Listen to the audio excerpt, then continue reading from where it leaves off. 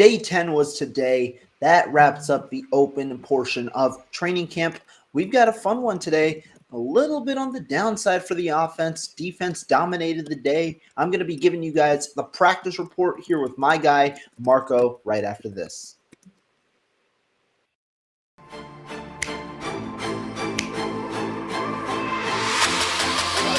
Let's go get him. Let's go get him today, man. Let's go. Hey, dominate on 3. 1, 2, 3. Dominate.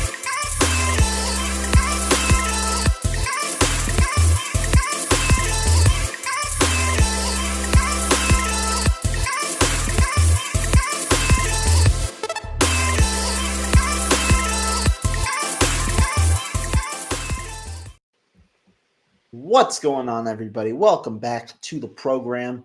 Day 10 of 49ers training camp is over. I was there today. We're going to be recapping it. But first, my man, Marco, how you doing, man? Hey, man, I'm doing great, man. Hey, first and foremost, man, shout out to Rohan. Phenomenal coverage of training camp. Can't say that about everyone else. I thought Rohan was very unbiased. I thought Rohan did a phenomenal job of providing great information, analysis. It's even getting Rohan to smile a little bit. I know Rohan don't show emotions like that, but Rohan, a phenomenal job, brother. Really excited to talk football with you, especially because talking ball with you, it's unbiased, man, and that's one thing I can respect. I can't say that about everyone else because there's a lot of people out there that had a bias throughout training camp. So shout out to Rohan for what he did covering training camp. Make sure you guys are subscribed to his channel. If you're on my channel watching him, Rohan, for real though, good stuff, brother. Hey, man, appreciate it, especially coming from you. Thank everybody who has followed along and been supportive throughout the training camp process. Just trying to give you guys the coverage that I can give you, as objective as possible for you guys to make your own determinations and everything. Appreciate that. And that's where we'll start today's day off, right? Because there was a lot that went on in training camp today. I'm not going to lie. Came away again. Kind of thought it was a lame day for the offense. Thought it was a little bit of an unimpressive day after, the defense has been the story for the majority of training camp. Of course, nobody wants to say it because the focus is on the quarterbacks. And it was the same case again today. It was interesting because I'm very curious because one thing that stood out to me on Saturday being there was the offensive line. Like, I felt like they as much as the quarterbacks might have underwhelmed, I know that's been the reports from most people. It does just sound like at the end of the day, we got to look at the O-line because, to be honest, I thought they were like, whoa, I thought that was like something that went under the radar throughout training camp. Like, not many people talked about the O-line, and I felt like that was the biggest question mark for me because, one, Saturday, they weren't going against Arik Armstead. 2, they were going up against no Bosa. So it's like, and then today, Austin Bryant and Clelin Ferrell have phenomenal days. And I'm like, that's very concerning. Like, when those two dudes are going crazy in camp, that's concerning, especially because they're going up against a first-string defense. So for me, I was concerned on that. So very curious to hear what you have to say about the O-line today. I mean, offensive line was interesting. This was the most sacks I've charted at all throughout training camp. I had 10 sacks today. 10 full sacks on overall. 10 full sacks. And that's pretty damn ridiculous. When you talk about the fact that there was maybe in total, if I'm counting dropbacks, I had 17 for Brock, I had 7 for Lance, and I had 9 for Darnold. That's 33 dropbacks, and you're getting sacked. This is not pressured. You're getting sacked on 10 of them. That's pretty alarming overall on a very dominant day for the defense. And like Marco said, there is no Nick Bosa. The standouts today, Austin Bryant had 2 sacks. Taco Charlton was in there with a sack. Clelin Ferrell was even in there in cleanup work at times. I thought some of those were coverage sacks, but, he was still there, and he's not a good pass rusher overall. At least he hasn't shown it yet. And so it was an interesting day for the 49ers and their offensive line. What I'll say is I'd probably place it about 50-50. 50% on the quarterbacks, 50% on the offensive line. Because the quarterbacks in training camp do have a significant tendency to hold on to the ball way too long. There are times where I'm just saying, throw it, because it's way too long in the pocket that they're holding on to the football. And that's why the quarterback grades today are even more diminished, especially when you consider the stats. They're not that bad, but when you add context to them, it ends up being a pretty ugly story. But the offensive line still has to improve. Alex Barrett beat Matt Pryor immediately for a sack. There were a couple of them where they would just happen immediately, right? And you don't want those. The one concern that I have with the 49ers, and they're at least in the limited reps that I've seen so far, play action. The 49ers love to run play action, and it's honestly an area where they really thrive in, because that's where a lot of these crossing routes and a lot of these deep, the patterns where you've got a deep shot or a crossing route that go on and you get one of them open. A lot of those routes, well, guess what? They're not going to be there, because a lot of sometimes these quarterbacks get sacked quickly to the point where you can't even get the ball off once you're out of your drop and play action. That's one area that I'm concerned about. But overall, I will say I'm not as concerned about the offensive line as some other people. But I will say that I am lower on the unit than I was last year. Coming out of training camp last year, I thought honestly this unit was going to be top 12 if Mike McGlinchey played the entire season, which he ended up doing, coming off that torn quadricep injury. I thought this unit would be a top 12 unit when they didn't look like it in preseason or training camp, just because I had confidence in the development and what I've seen in reps from all the guys. This year, I'm not as confident. I think it'll still be an average to an above average unit, but I think it'd be more in the 12 to 15 range. And so, I do hold a little more reservation this year than last. It was interesting too. Last year during training camp, everyone was watching the O line because they had a new center, a new right guard, a new left guard. So like the interior of the O line was very. I felt like that was like the big focus, right? Like everyone obviously was focused on Trey Lance last year, but I felt like the focus was definitely on the O line. So for me, I'm like, okay, well, why isn't people talking about the O line? They got a new right tackle this year. Their left guard and right guard are going into their second year starting, and I just felt like I don't know. I just felt like that was overlooked throughout training camp. But you said there's 10 sacks, 50% was on the O line. That's 5 sacks in one day off 30 snaps, 30 reps of throwing. That's pretty bad. Even if it's 50% on the O line, that's pretty bad. And to me, that's very concerning if Kyle can't get to play action, because Kyle lives in play action. He loves the play action. He loves just plain play action. And if the Niners can't get to that, what can they get to in their offense? Like that's kind of Kyle's bread and butter. He loves to run the ball to create the play action.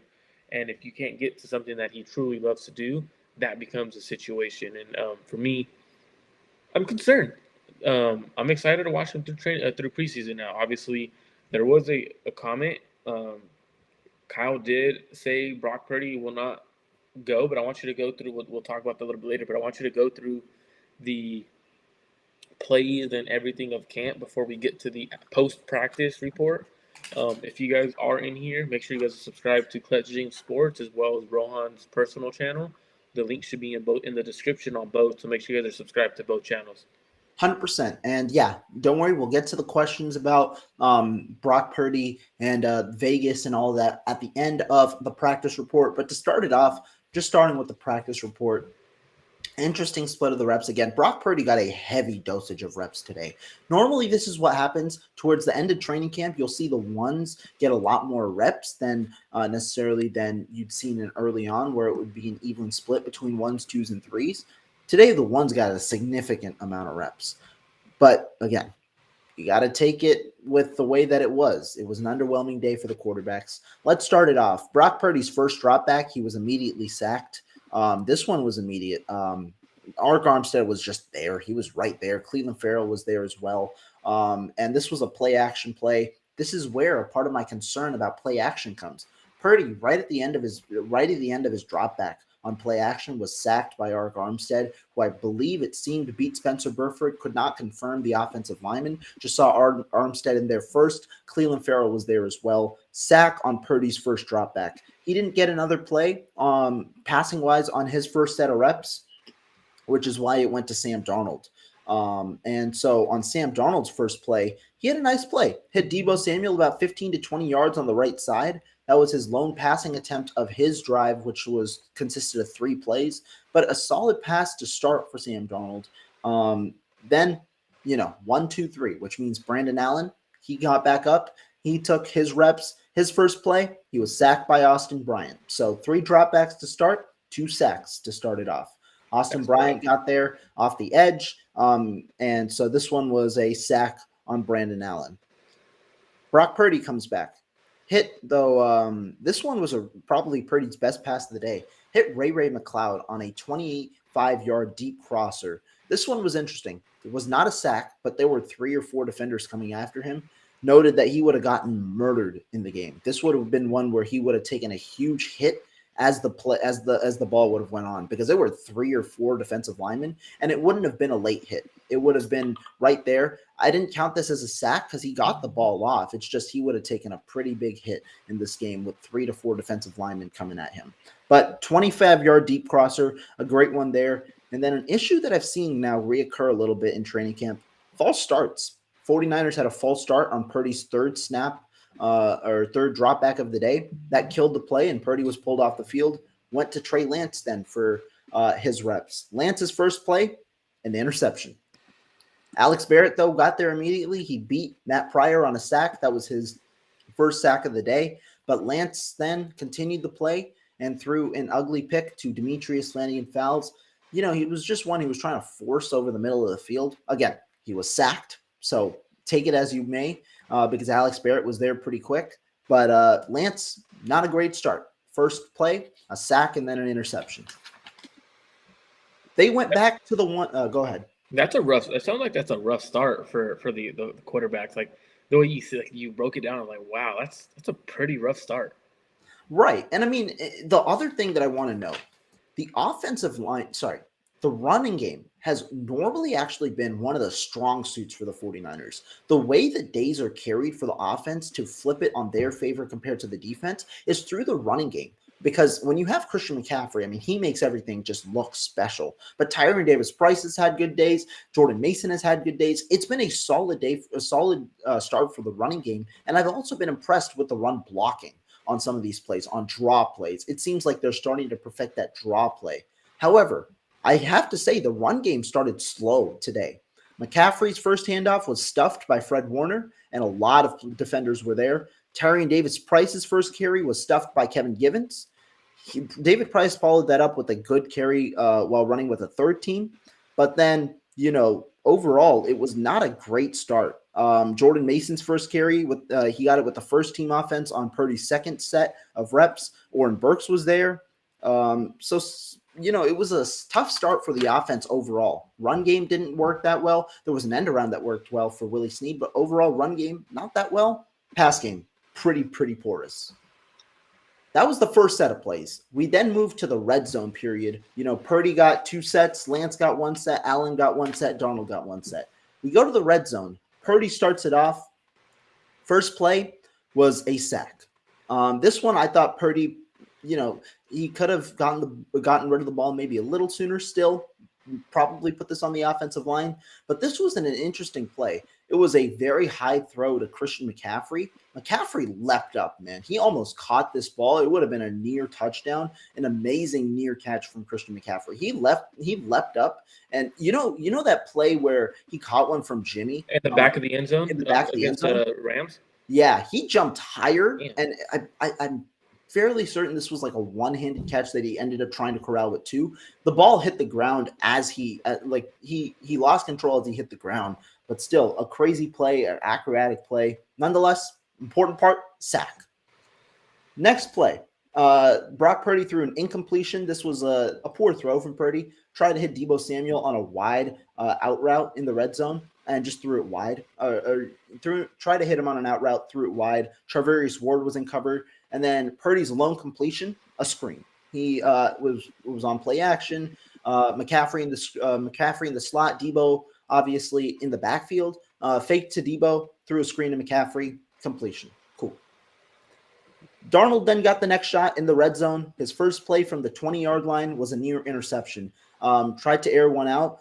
Demetrius Flanagan-Fowles, who caught the first pick of Trey Lance after the sack, almost got a second pick here today. Ball hit both of his hands, a high pass. He jumped up, tried to get it, couldn't corral it in with two hands, though. It was a high pass. Near interception here from Sam Darnold in the red zone. And Then, that's why he plays defense. exactly.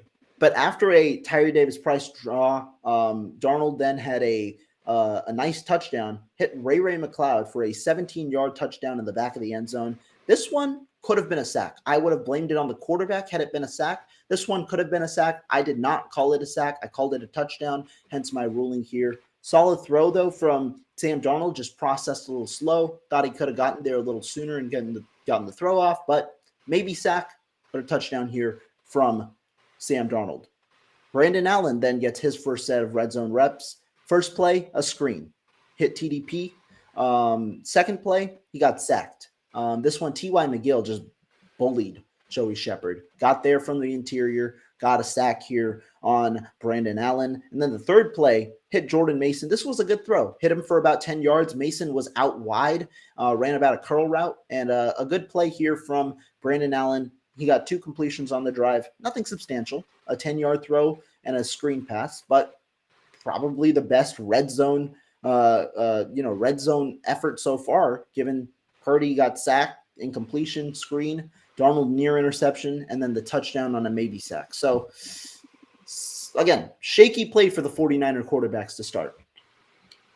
Brock Purdy, though, turned that around here. In his second opportunity in the red zone, he hit 3 touchdowns in a row. First one was to Jawan Jennings on a 10-yard out. It was a good throw. This one was well in front of Jennings, was able to catch it, corral it inside the sidelines for a touchdown. Good ball. Charvarius Ward was in coverage. Then he hit Tay Martin on a 7-yard slant. Martin hit it. He was open, caught it, ran it in stride for a touchdown. And then the final touchdown was to Willie Snead. It was about a 6-yard in route. Charvarius Ward was in coverage. It was tighter coverage. Purdy, good job maneuvering the defense and then finding that route. It was on the backside, it was not on the backside, but I don't believe it was the first read. Got to the second read, hit Willie Snead for the slant, close coverage by Ward, but a touchdown, good catch by Snead. Trey Lance, then he continued in the red zone. His first opportunity in the red zone. His first play was a slant to Chris Conley for 10 yards, and that was a touchdown. His next play was the one that was interesting, the QB draw. They brought back the QB draw. It was a designed run. Lance at the 7-yard line ran up the middle, got 6 yards on the play, was ruled down at the 1-yard line. Again, you can't really tell because there's no tackling, but was ruled down just short of the touchdown. In your perspective, does he get in? In a game, does he get in? Personally, no. I did think that there were 2 or 3 people there that would have made the stop. But again, if Lance bulldozes in, that's a touchdown. It's one where you truly have to test the tackling of the player. But which players was it that were? It was like Oren Burks, and it was a linebacker or something like that. He's trucking Oren Burks. I'm sorry. No, I'm just messing with you. Yeah, but he could get there. The third play, though, Lance sacked by Austin Bryant. Austin Bryant's second sack of the day. He threw the ball away after rolling to his right. So first session, that included the first 11 on 11s and then a red zone period. Brock Purdy ended 5 of 6, but had 2 sacks and 3 touchdowns. Sam Darnold ended 2 of 3, the touchdown and then the near interception. Lance, 1 of 1, had the 2 sacks, of which 1 ended up being an interception after the play. Stats look good. Play, not so much. And that's exactly where the context is included, because you could tweet out, like I've seen people tweet out the stats with no context included. It looks like the quarterbacks had a solid day, but then when you include the context, like they really didn't have that great of a day. Again, if you guys are tuning in, make sure you guys subscribe to both channels, Clutch Gene Sports as well as Rohan's personal channel. Rohan, moving into the next period, they go into move the ball period, right? And so this was an interesting one. They did move the ball, but move the ball in the red zone. Okay, that's new to training camp for at least this year. Yeah, so they decided they wanted in the last practice to move the ball, but during the red zone, really hammer in on red zone play, because Purdy got 2 sets of plays in the red zone, and each of the other quarterbacks got 1, same as in 11. So Purdy has 4 sets of plays. Each of the other quarterbacks has 2 sets of plays at this portion in camp, or at this portion in practice. Then comes move the ball, but in the red zone, which was interesting. Brock Purdy, obviously, he starts as the first quarterback. Here's how it goes. Purdy, first down, 1st and 10, threw a check down over the middle to Deebo Samuel, got about 5 to 6 yards on the play, and then 5 yards after, resulting in a first down. So got from the 20-yard line to the 10-yard line on first down. Christian McCaffrey had a good run, got about 7-8 yards, leading to a 2nd and 3 or 2nd and goal at the 3-yard line. Purdy actually had a nice throw here. Hit Danny Gray on an out route for a touchdown. Gray just dropped the pass. Gray was pretty furious with himself afterwards. Didn't look happy that he dropped it. But then 3rd and goal, Brock Purdy, he was looking to scramble, got a touchdown on the play on a run, but there was a flag on the play, likely against the offense, nullifying the touchdown run from Brock Purdy. And so that was where the drive ended. So not a touchdown drive there, solid drive, but more so a check down, good yak, a good run. That was kind of the majority of that drive. For the Danny Gray drop, did he let it get in on his chest or did it hit his hands and it fell? It seemed like he wanted to bring it into his chest. It hit his hands. It seemed like he might have wanted to bring it into his chest. I know he has had trouble, with chest kind of catches before, but it seemed like that one was an interesting one. They obviously won't post a clip of a drop, but it seemed like he was trying to bring it into his chest and just let it slip. Yeah, because that's something that I've noticed in the past is he's a chest catcher and he's been trying to work on his hands. So that's the reason why I had to ask that one. Yeah. It was, I was surprised because it was probably one of the first true drops I've charted from Danny Gray in an offseason where he's gotten a good amount of work in 11. So a pretty interesting play, obviously, there. But that ended Brock Purdy's first session and moved the ball for red zone. Trey Lance came out. Lance started his drive 1st and 10 at the 20, hit Ray McCloud on a 4-yard out route, led to a 2nd and 6. And then he drove him offsides, drove the defense offsides. It seemed like it could have been a false start on the right side of the offensive line. Instead, it was called an offsides penalty. So a 2nd and 6 went to a 2nd and 1. Jordan Mason then ran that one in for a 6-yard gain on 2nd and 1, leading to 1st and goal at the 7-yard line. Then Trey Lance drew the defense offsides again. Austin Bryant flagged for all offsides here. 1st and goal at the 7 becomes 1st and goal at the 4.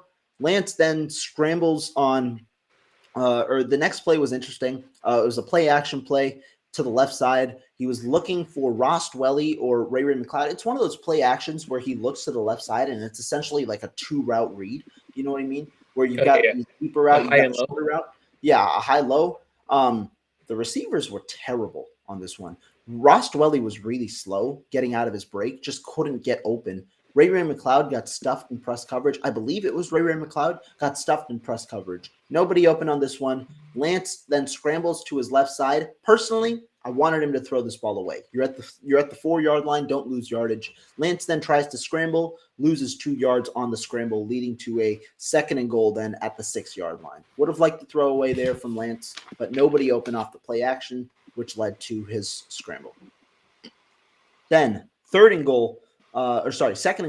Jordan Mason gets a carry here again, rushes it in for 2, gets 3rd and goal, then at the back at the 4-yard line. And this one was a poor pass from Trey Lance. Threw an incompletion here to the left side, nearly picked off for his would have been 2nd interception of the day. This one didn't come though with a sack. So near interception here from Trey Lance.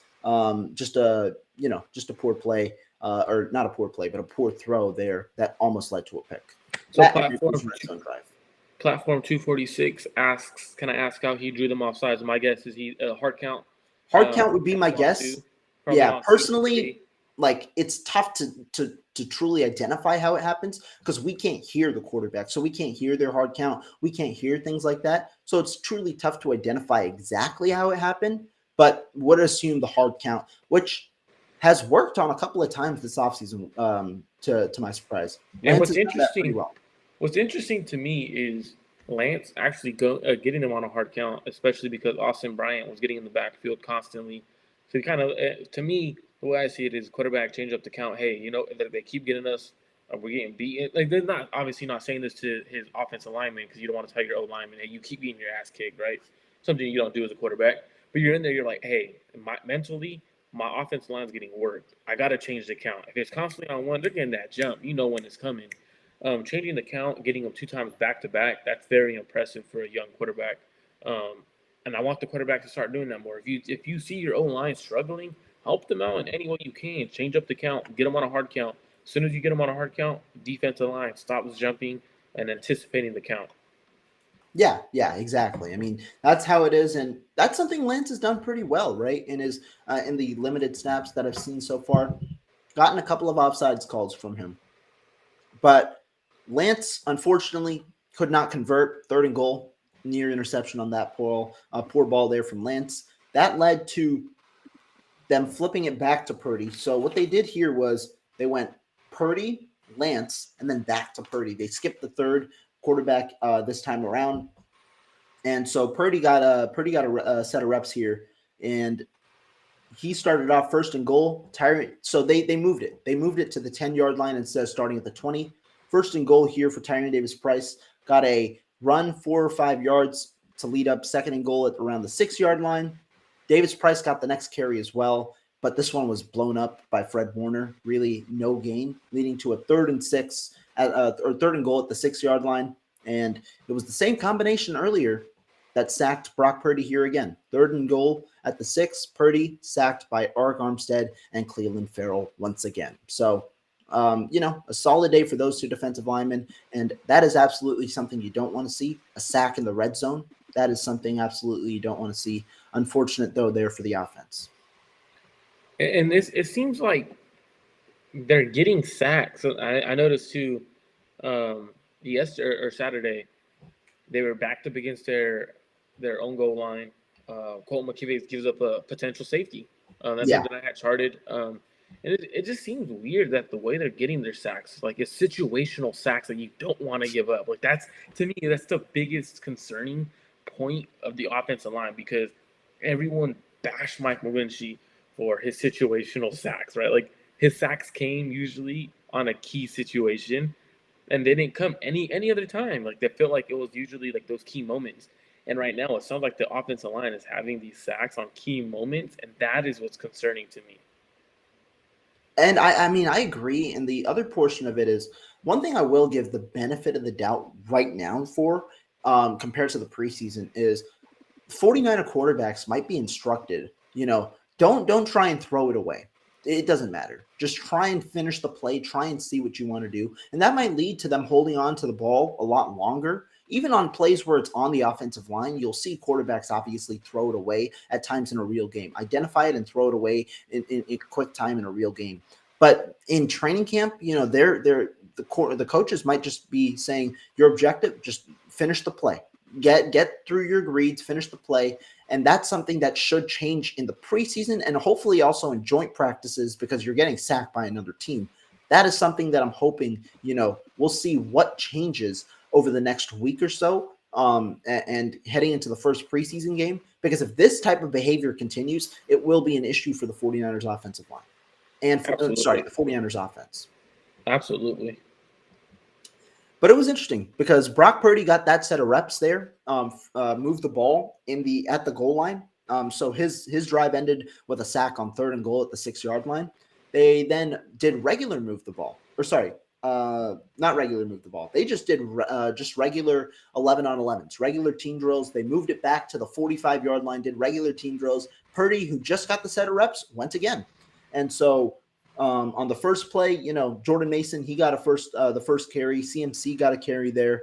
And this is kind of like, up to here is where Purdy hadn't been playing atrocious, right? He had a really solid red zone period where he had 3 touchdowns. Apart from that, middling play. But this is kind of where the deteriorating play for all quarterbacks kind of really started. Because Purdy then, his first ball was an incompletion to Deebo Samuel. It was a deep one. Personally, I felt this play was on the receiver. One of Purdy's incompletions, 2 of Purdy's incompletions today, I felt were on receivers. First one was Danny Gray dropping the pass. This next one was Deebo Samuel on a deep ball. This was a nicely thrown fade, 20 yards down the field. This was the first time in a little bit that I'd seen Brock Purdy accurately hit that fade route, that route deep down the field on a one-on-one.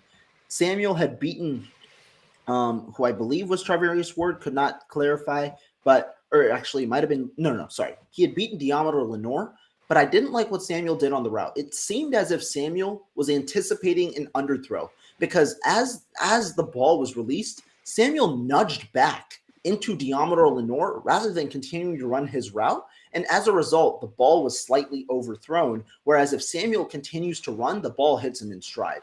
That was an interesting thing. Would blame it on the receiver. It seemed like he misread the ball, thought it would have been underthrown, and therefore made a move, kind of a slight move back before moving forward. Would blame that on the receiver. You know what that says about the receiver's thoughts on the quarterback's arm, right? I mean, yes, but you should still be able to read the ball well enough for you to make that catch. That's Maybe the quarterback should have a strong enough arm to hit him in stride on a consistent basis, where the receiver doesn't have to think in his head, I have to come back for the 50-50 ball. That's just something to point out. I mean, receivers don't stop running their routes and start looking for the ball once they get past a certain yardage, unless they have a quarterback that can't throw that deep. I mean, now, I'm not going to disagree with that because there have been a couple of underthrown balls, right, from Brock Purdy recently, especially ones in the direction of Deebo Samuel. There was one the other day that was a jump ball. But I'm still, if I'm talking on a play-by-play basis, which I am right now, still got to put it where I believe this play went. And I thought Purdy put a good ball here that should have been on the receiver. But overall, incompletion there. Then the next play, Purdy's last play of his drive, Jake Brendel had a bad snap here. Purdy then, he was off platform a little bit and threw a 50. He wasn't off platform, but he kind of rushed his throw and just looked to safety target George Kittle. Essentially threw a 50-50 ball up there for George Kittle with Deshaun Gibson. Was it a good throw? No, it was not necessarily on target. Kittle had to reach up with one arm, couldn't really grab it. I didn't think that this was on Kittle or anything like that. Thought it was an incompletion. Deshaun Gibson in coverage there. Tough play, but, it kind of got ruined by the bad snap. And I'm concerned. Not like super duper concerned, obviously, but everything you just explained with context and the numbers, it does. Initially, I did text you, hey, how'd practice go? And your response was underwhelming. Like, literally, that was the response that I got. And that wasn't just from you, it's from others as well. And I'm like, wow. But after you went through the context, I'm like, dang. Our offense really struggled. And this is an offense that was kicking the defense's ass for a good majority of the training camp. After the first two practices, the offense probably kicked the defense's butt on a consistent basis, probably daily after that. So it's crazy to hear. I mean, defense might have finally caught up to what the 49ers offense is doing, stuff like that. I know Steve Perales keeps saying that let's talk week 6 to 8 to see where we're at. This defense is loaded. A landscaper can lead them to the Super Bowl. I disagree. I think the Niners offense has been whooping this defense's butt. So I guess using the defense's loaded part would be considered an excuse or a way out to dictate how today went, because every other day they've been whooping on the defense. I think that's an excuse to use, in my opinion.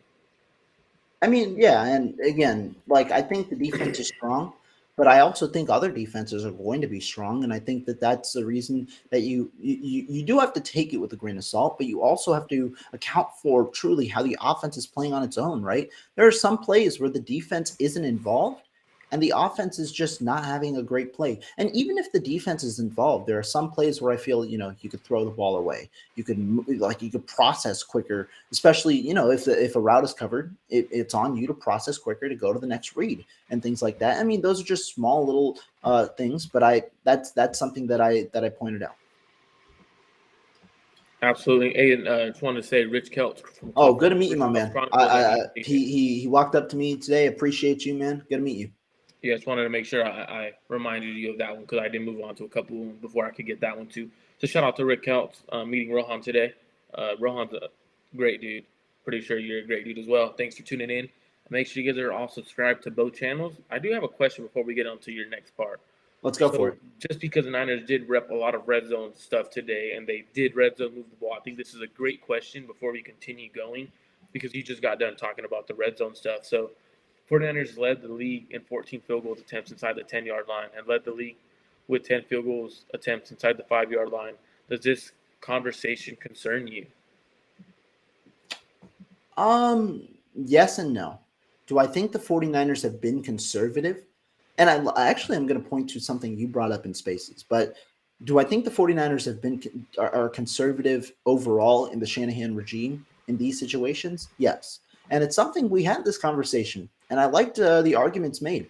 I do think the 49ers are conservative in situational, like in situational times, where it's like 4th and 3 at the 10-yard line or something like that, and they choose to kick a field goal. Does that concern me? Yes, there have been times where I've openly disagreed with Kyle Shanahan on his decisions to kick field goals over go for it, because I do believe that not only do the analytics show that you probably should go for it, I do believe that the momentum change and the things and that specific situation prompt you to go for it when you especially can trust a defense as loaded as the one the 49ers had this past season, especially when you could trust a defense like that. This is a concern. But I'm not going to blame the play calling, because I do believe that there are routes that should end up becoming touchdowns should the quarterback and should the receivers end up making that play. I do believe Shanahan designs for plays in order to obviously score touchdowns during the time that they're in the red zone. I just maybe question his 4th down decision making at times where he opts to conservatively go for field goals rather than trust his defense and try and score 6. See, I'm not concerned. I agree with you. I'm not concerned on the aggressiveness or like situational aggressiveness because of the defense. But where I do question Kyle is, like, for example, you're inside the 5, right? Or you're inside, like, there's times he settled for a field goal at the 3. With how good of a defense you have, the odds of a team marching down the field 97 or 95 yards on your defense is very, very low.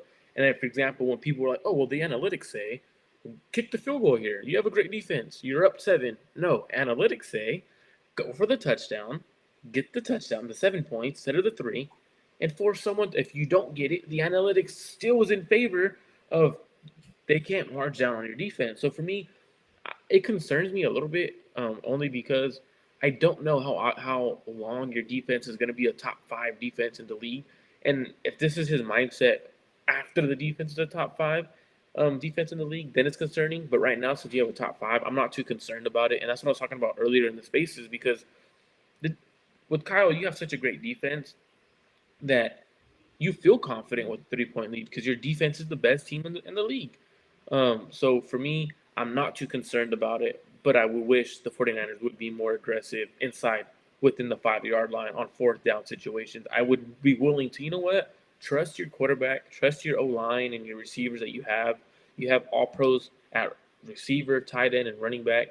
Go for it, man. Go for it. Stop being scared. Go for it. But I thought that was just a great question after talking the red zone period. You could go ahead. I think the next play was move the ball period. Yeah. So talking about that, I mean, I talked about Brock Purdy's drive right before move the ball period starts. So Brock Purdy got the first just regular team drills, the second session of it. Then Sam Darnold came into the fold. He had he had 2 dropbacks on this drive. One of them was to Ty Davis Price, had a check down. It was a quick check down. The second one, he was sacked. To me, this one was him on him. He was just slow in diagnosing the play and slow in getting the ball out. Then ended up scrambling out and just dumping it off to Deebo Samuel. This one was a sack, blamed it on the quarterback. But the check down was interesting. Something I noticed on it, he threw the check down as if it was his first read on it. And this one was like they're repping a situational play. It was 3rd and 6. He threw the check down as if it was his first read, probably 3 yards short of the sticks to Ty Davis Price. This is something that I was curious. So I've well noted Sam Darnold personally. I believe he's not that quick of a processor. I wonder that on plays like this, where you're trying to get yards, is his mind, or is Kyle Shanahan telling him, or is his mind just wired? Go hit the check down as quick as possible for these type of situations instead of going through the play as normal. Because this was something that I noticed on this specific play. I talked to John Chapman, and we were like, yeah, man. I mean, he goes to that check down right there. And so that was something that was interesting on that specific play for me. I'm gonna be straight up. I feel like Sam Darnold is a young California kid from the LA area, right? I really feel like he's actually on Twitter watching what everyone's saying about him. And I feel like he sees the fan base looking at the statistics of training camp. Like, honestly, statistics of training camp, it's cool to see because you get to see how the quarterbacks are doing in comparison to each other, but it's not realistic, right? Because it's not real football. It's like if football had a cousin, right, that gets to two-hand touch the quarterback, like, but the quarterback still gets to throw it. So kind of like flag football in a way, because you're not tackling, you're not doing anything.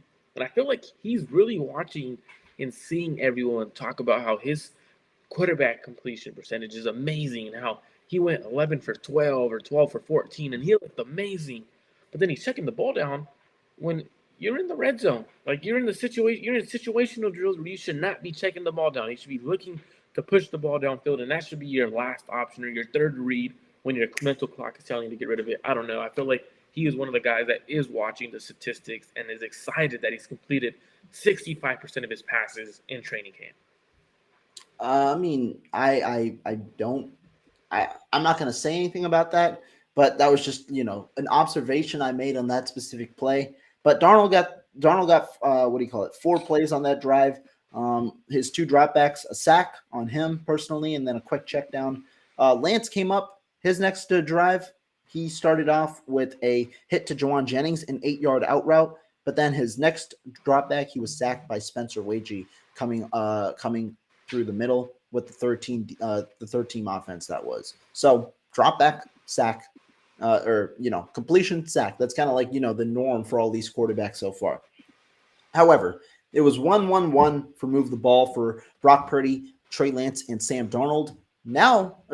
That was 1-1-1 for team drills. Now comes move the ball. And this is how the 49ers ended today's practice in move the ball. It was a longer practice than I expected. They put an extra kind of session on the clock, went a good amount of time, longer session than I imagined, but still, an underwhelming session in that. Move the ball started 1st and 10. Christian McCaffrey's run was stuffed to the left. Cleveland Farrell had a nice rep here against our very own Trent Williams. McCaffrey was running to the left, trying to hit the outside. Farrell was there, had a good rep, stopped McCaffrey for a loss of 1 yard. Then Christian McCaffrey got the next ball, but it was an incompletion. This one was an interesting play. It was Brock Purdy trying to hit McCaffrey on this wheel route type of thing. And it was, he wanted to try and get the perfect touch on the ball. I didn't even think it was a bad ball. McCaffrey just didn't look back. The ball landed right in front of him. McCaffrey didn't look back on this play. I didn't think it was a bad ball. A little off target, but I think if McCaffrey had looked back, he was probably going to be able to locate it. Again, if McCaffrey looks back, the defender probably looks back. Maybe it's an incompletion. Speculating a lot there, but the issue was incompletion, miscommunication here. McCaffrey didn't look back on this play.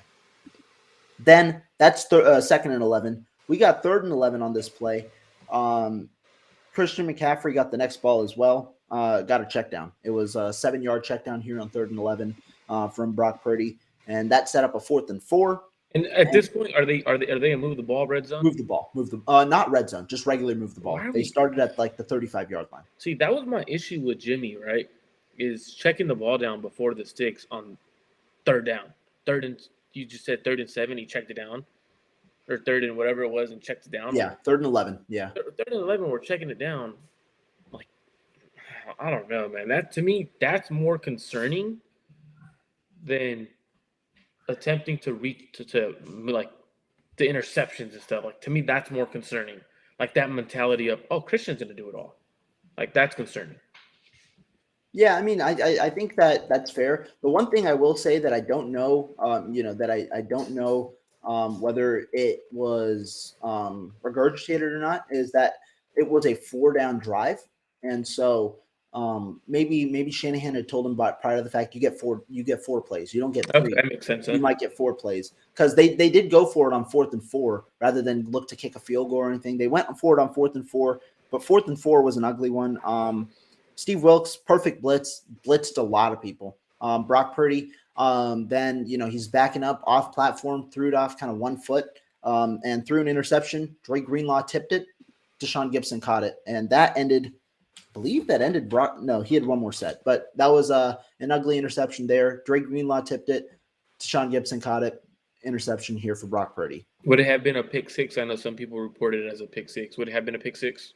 I don't know. Deshaun Gibson was like 10 yards behind, or he probably caught it 10 to 15, 12, probably 10 to 12 yards behind the line of scrimmage, and there was a plethora of players in front of him. So maybe if blocks are made, it's a pick six. Personally, would not have counted it as a pick six.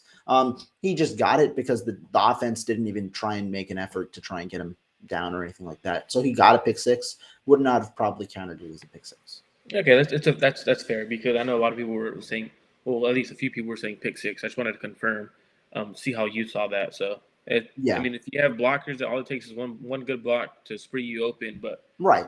if the offensive line isn't really going after him, I mean, it's kind of hard to really dictate if he's getting there. So. Yeah, exactly. But that ended Purdy's first move the ball session here. After that, Sam Darnold got the twos.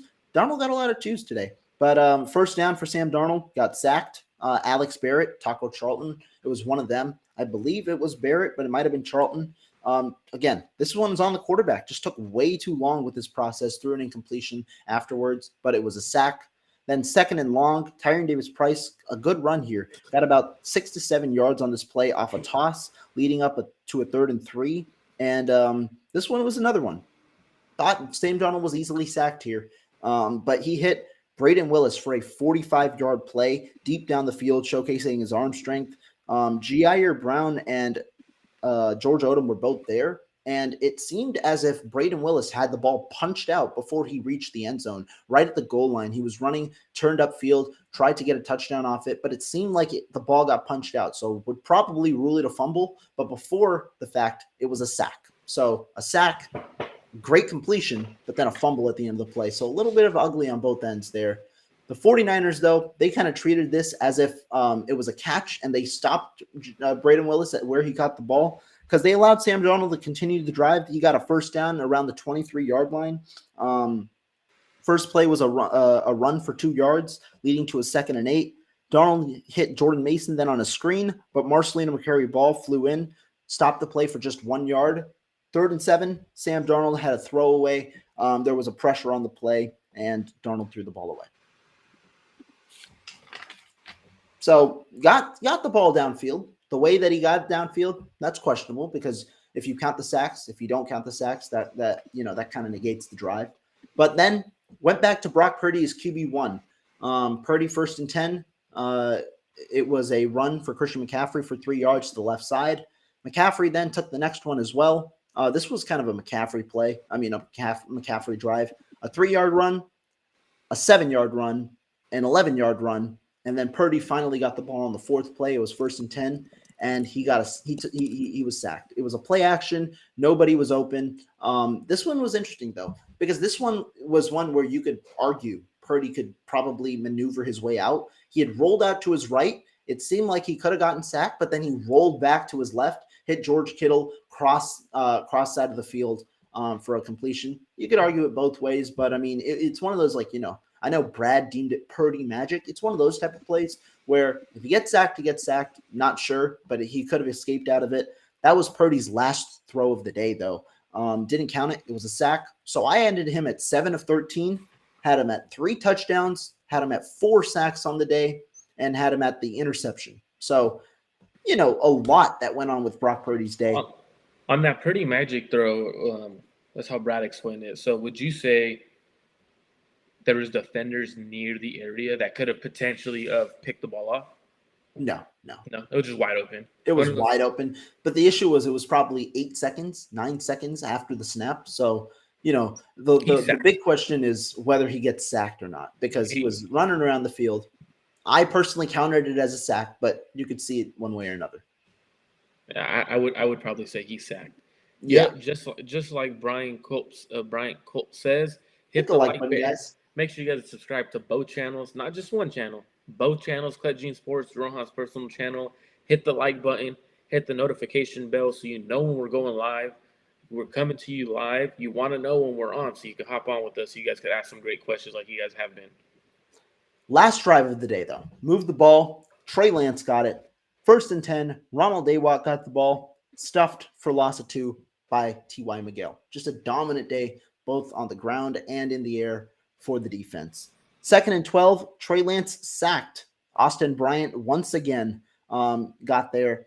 After the play, Lance, though, had a pretty ugly throw, an overthrow to Danny Gray in double coverage. Ball was not nearly going to be intercepted, but just an inaccurate throw and probably not a great decision. Still was sacked first. So Austin Bryant got that sack. Next play, 3rd and 12, gave it to Kalen Laybourne for a run for 8 yards, and that ended the day. So did the end on 2nd down, 3rd down, right?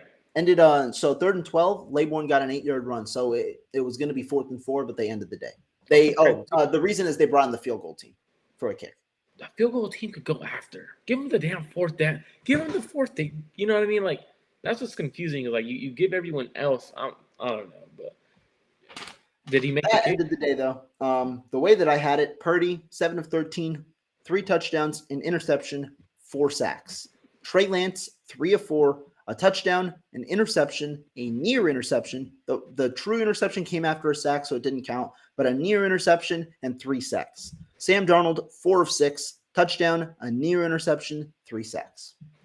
So did Jake Moody at least nail the kick? It was Zane Gonzalez, but he did nail it. He nailed it pretty easily. Man, he's been very consistent throughout camp. Niners should probably trade him. Or if we can get any value, I would be definitely down because he's an NFL level kicker. He's not been bad at all. I mean, he'd be the only kicker I let kick during preseason. Showcase him. I wouldn't mind, try and get some trade value for him, try and start it up. So there's been a couple questions in here. I'll click on this one first before we continue to go. Super Bowl or bust, we got it down in this advantage season in the NFC. No more excuses. Are we? I believe it says, are we? I think it's saying, are we a stacked team or not? Yeah. I mean, we are a stacked team, but I mean, at the end of the day, quarterbacks do win you championships, in my opinion, in the NFL nowadays. And I also think the O-line will also dictate how far we could go. So I think there's hand in hand. Like I think it goes hand in hand together. How far the quarterback could take you, but how far the offensive line could also take you in the playoffs. Yeah, I think that's fair. To me, are we a stacked team? Yes. Do I think that means we are going to win a Super Bowl? No. I think the true question is the one that we've talked about all offseason, which is the quarterback position. And personally, at the moment, I don't feel confident in the 3 options at the moment based on what I've seen in training camp. I don't think any of them have overwhelmed. I honestly don't think that the 49ers are better off than they started training camp at the quarterback position. Absolutely. Another question that I wanted to get to, and I saved it for staring at the sun. He definitely wanted us to get to this one, so I made sure we came back to that one. Shanny in the media session today said Brock Purdy won't play in Vegas because they never play their starters. What in the F? Why is this Purdy's job without a real competition? I'm over this team.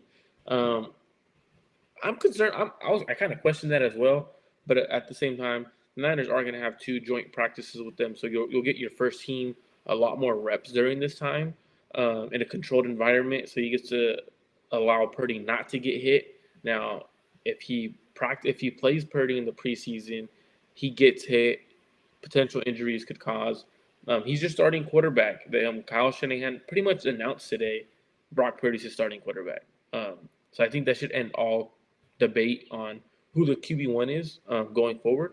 He pretty much said my starters don't play week 1 of preseason. So there you have it. Brock Purdy is QB1 from Kyle Shanahan. Yeah, I mean, to me, I'm gonna say actually, I don't mind it.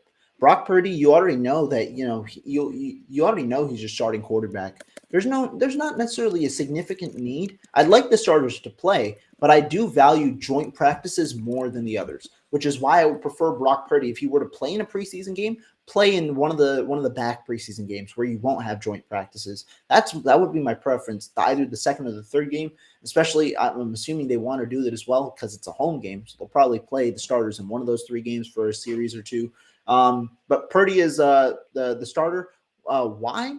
That's a good question, but the 49ers have been pretty steadfast in their response in that they believe in what Purdy did last season, winning his first 7 starts and things like that. They believe in what he's done, and they believe that in-game experience is important. And whether we disagree or agree to the situation, the one thing we can agree on is that they've been pretty clear in their stance about the quarterback position for the majority, if not the entirety, of the offseason once they found out how Purdy was going to, recover. And so don't mind that Brock doesn't play in Oakland, in Vegas, just because I like the fact of getting the backups more reps and seeing a lot more, not only from the quarterback position, but from the team overall. I want to see a lot of reps from for the backups, see who really stands out. Don't mind this.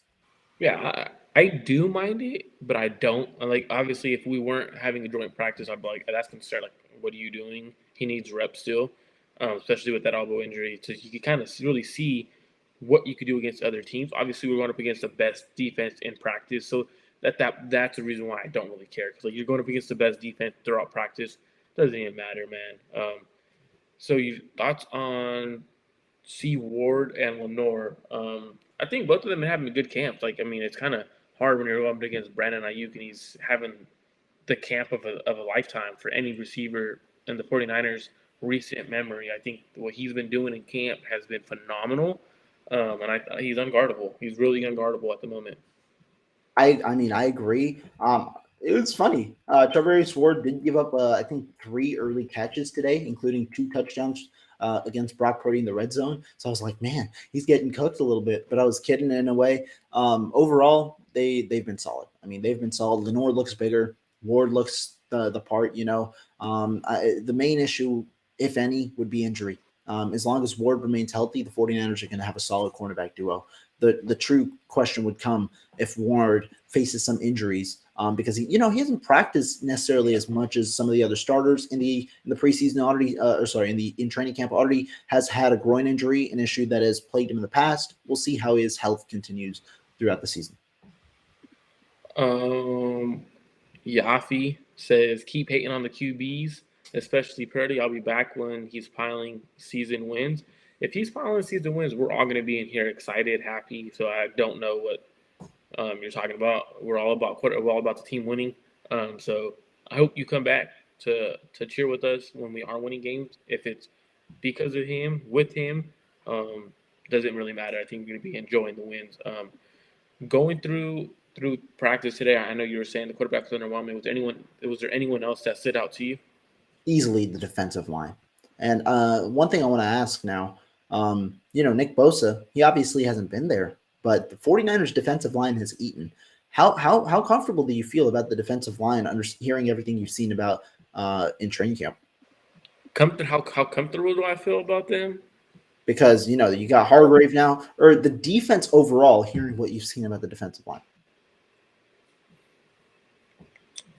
My stance hasn't changed on the defense because you got Austin Bryant that when he goes up against the ones doesn't really do much. So like he's getting his sacks on 2nd and 13. So I'm not really like okay, like it doesn't move the needle for me. Drake Jackson, nowhere to be found. Should be a starting defensive end for us opposite of Nick Bosa.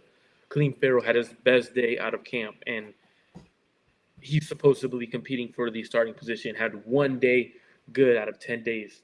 Like that's not like it doesn't move the needle.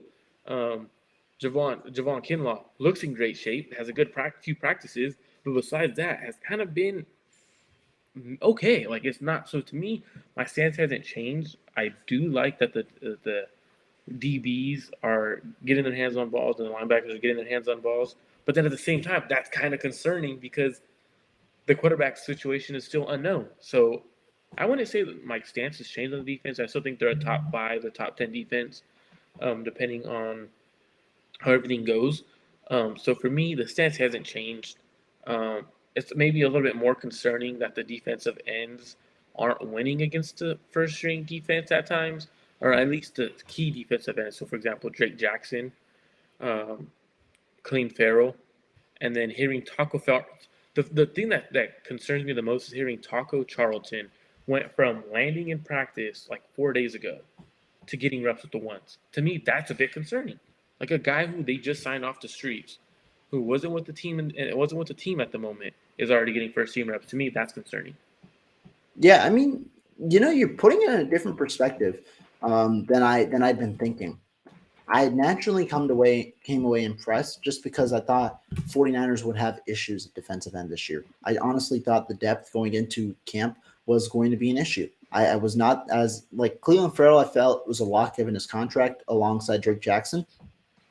Apart from them two and Nick Bosa, I didn't think anybody else, was a pure lock. I was curious to see how this went, and I came away impressed because I thought players like Austin Bryant, who had been injured for a portion before popping back up today, him, Taco Charlton, Alex Barrett, I thought that there were a couple of names that impressed me throughout training camp. But you are right in that, it does matter about consistency. And while the group overall has done well, there have been different players that pop up every in different days. Now, am I going to discount what the defensive linemen have done? No. Absolutely not. I still believe Taco Charlton has had a pretty strong camp and has now made himself an argument to be on the 53-man roster.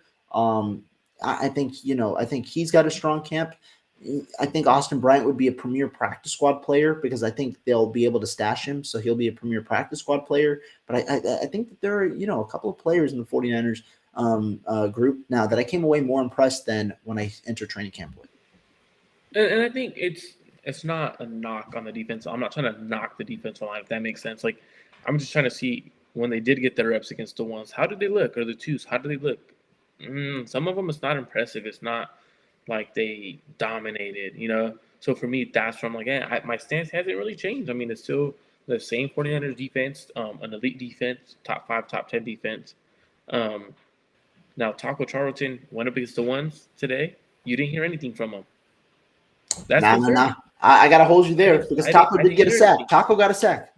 Against who? That's a good question. I do not know. But Taco was in there once. Was it against Cole McKivitz or Trent Williams? With the ones. I'm talking about the ones because he got. He didn't get one with the ones. Yeah, I know he wasn't with the ones. Yeah. So it's like if you're gonna do for me as a defensive lineman, like you're trying to crack the rotation, you're gonna be going up against the ones. So what are you doing against the ones when you do get those reps? He got those reps today. Didn't hear nothing from him with the ones. So for me, that's what's like, okay, well, is it still the same Taco? He's just going up against the third and second team. I don't know. But again, I'm not trying to be a negative Nancy. I think it is the defensive line is deep, like very deep. One thing that did stand out to me is Javon Hargrave didn't have like the extreme training camp that I thought he was going to have. I'll say this though. To me personally, I think they were just purposely holding him back. Every one-on-one rep I've seen of the guy, dude, this guy's got a mean bull rush. I mean, he's got the best bull rush on the team. He's got number 2 might be Alex Barrett, but Javon Hargrave bull rushes everybody. He's got pure power. I do think they were holding him back a little more in team drills. Can't necessarily quantify that with the amount of reps he was out there and things like that. But I do think that he'll be a little bit more of a force. The one positive, though, obviously, with not hearing Javon Hargrave's name as much, Ark Armstead. I've really liked what I've seen out of him this camp. I think he looks rejuvenated right now. And it's because he's back at defensive tackle. Yeah, and he's healthy.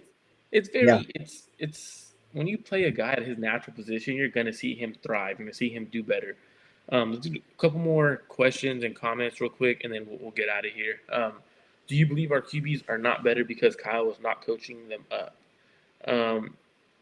I'm taking this question as, do you believe I don't think the quarterback situation is because of Kyle coaching them up or Brian Greasy coaching them up.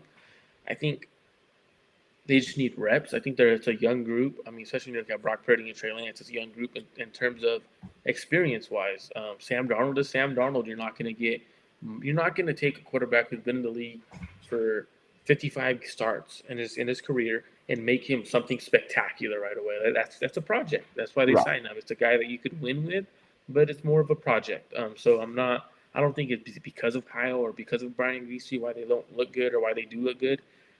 So I'm not really too concerned on that at all. I'm not either. I don't buy too much into that. We'll see exactly. Kyle and the quarterbacks. I think this is more so because Kyle is hands off during drills, and then he kind of comes into the frame during team drills when he play calls. I'm not too worried. I'm glad he is allowing the quarterback coaches to kind of develop the rapport and do what they do. and then really hammering it in. He probably hammers in a lot more than we see behind the scenes in meetings. That's something that people don't understand. Oh yeah, absolutely. That's definitely Kyle's problem, the way he is hands on with them. I mean, practice, you're with Brian Greasy, because if he's hands on with one position, it's kind of like, are you really a head coach or are you an offensive coordinator?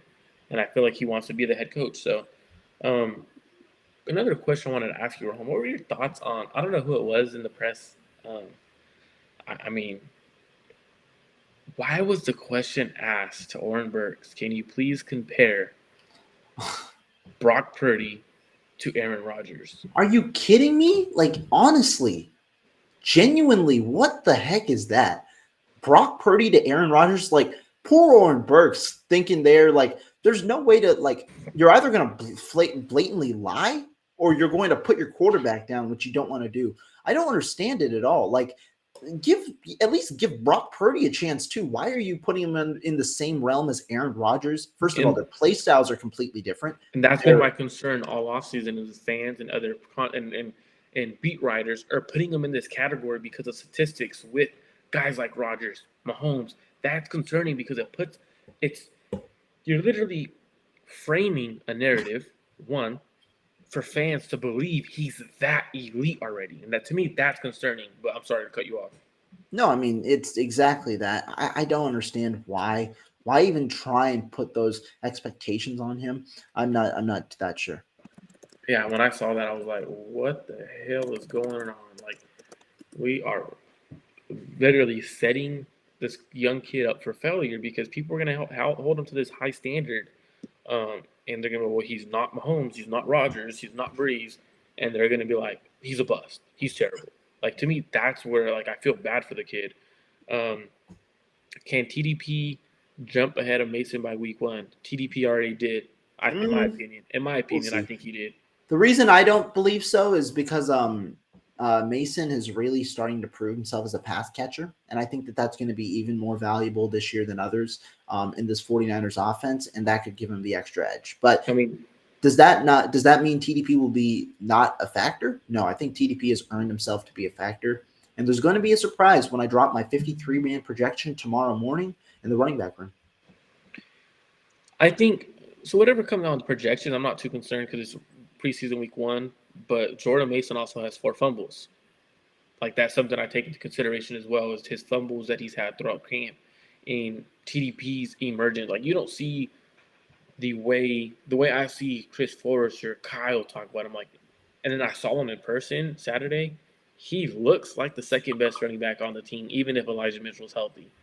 The pass catching ability isn't where he wants it to be, but I believe he looks like the best runner out of the rest of the group outside of Christian McCaffrey. I think you can make that argument. Because they have different running styles, and again, that's why I'm excited for tackling, because Mason thrives when it's real football, when you're going to try and have to tackle him, and that's where I'm curious to see where TDP goes. I still think he's going to work really well, just because he's put on more muscle while decreasing his body fat. So I think he's become a lot stronger. I'm curious to see how it works in preseason. The good part is likely no CMC. You're going to get a lot of run from these guys. Oh yeah, and I think that's where one of them will have to separate themselves from each other. Make sure you guys are all subscribed, liked the video today. Make sure you guys hit that bell. Lazy television. We did talk about Purdy and Lance earlier. So we did that. Or Rohan went through it, and we talked about how they did today. So if you want one word, underwhelming. Absolutely, yeah. That's been the consensus from majority of people that were there today. You forget when asked who you are excited to see this year, and he said TDP. Yeah, that's something Chris Forrester and Kyle both said. I'm interested to just see what happens throughout the joint practice, because that's where we'll start seeing what Kyle Shanahan believes on this team. That's the biggest, in my opinion, the biggest question mark or the biggest test heading into week one of the preseason. Yeah, I agree. So I think that's it for today's show, and that concludes today's show. We did. If you are just joining, make sure you guys subscribe to both channels, Clutch Gene Sports as well as Rohan's personal channel. We did talk about how practice went today and answered a few other questions. We appreciate everyone for tuning in today. Any last comments, Rohan? Nah, man. I mean, it was a great training camp. Just want to give a shout out again to everybody who tuned in for our coverage. Appreciate you guys supporting the channel, supporting my work on Twitter and in my articles. Thank you guys so much for following through, giving you guys, giving me and Marco your support. We really appreciate it. Like he said, be sure to subscribe, hit the notification bell because a lot more lives are going to be happening and you don't want to miss them. Get all the latest content from us. Yes, sir.